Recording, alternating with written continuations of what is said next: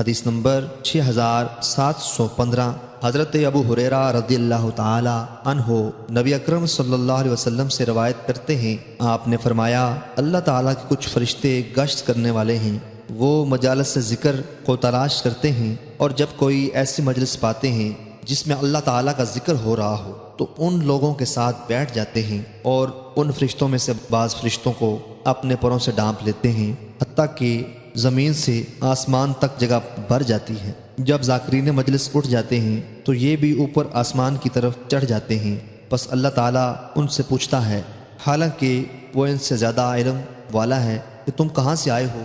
وہ کہتے ہیں ہم تیرے کچھ بندوں کے پاس سے آئے ہیں جو زمین میں تیری تسبیح بیان کرتے ہیں، تیری بڑائی بیان کرتے ہیں، اور لا الہ الا اللہ کا ورد کرتے ہیں، اور تیری تعریف کرتے ہیں، سبحان اللہ، الحمدللہ، لا الہ الا اللہ، اللہ اکبر پڑھتے ہیں۔ نیز وہ تجھ سے سوال کرتے ہیں۔ اللہ تعالیٰ پوچھتا ہے وہ مجھ سے کس بات کا سوال کرتے ہیں؟ وہ کہتے ہیں وہ تجھ سے تیری جنت کا سوال کرتے ہیں۔ اللہ تعالیٰ پوچھتا ہے کیا انہوں نے میری جنت کو دیکھا ہے؟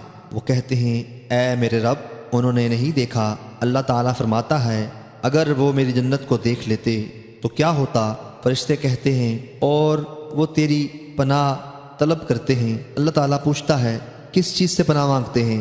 فرشتے عرض کرتے ہیں اے رب تیری آگ جہنم سے۔ اللہ تعالیٰ پوچھتا ہے کیا انہوں نے میری آگ کو دیکھا ہے؟ وہ عرض کرتے ہیں نہیں۔ اللہ تعالیٰ فرماتا ہے اگر وہ میری آگ کو دیکھ لیتے تو کیا حالت ہوتی؟ فرشتے عرض کرتے ہیں وہ تجھ سے بخشش مانگتے ہیں۔ اللہ تعالیٰ فرماتا ہے میں نے ان کو بخش دیا، اور انہوں نے جو کچھ مانگا میں نے ان کو عطا کیا، اور انہوں نے جس چیز سے پناہ مانگی میں نے ان کو پناہ دے دی۔ رسول اکرم صلی اللہ علیہ وسلم نے فرمایا فرشتے کہتے ہیں اے رب ان میں فلاں خطا کار بندہ بھی تھا، وہ وہاں سے گزرتے ہوئے ان کے ساتھ بیٹھ گیا۔ اللہ تعالیٰ فرماتا ہے میں نے بخش دیا۔ یہ وہ لوگ ہیں کہ ان کے ساتھ بیٹھنے والا بھی محروم نہیں کیا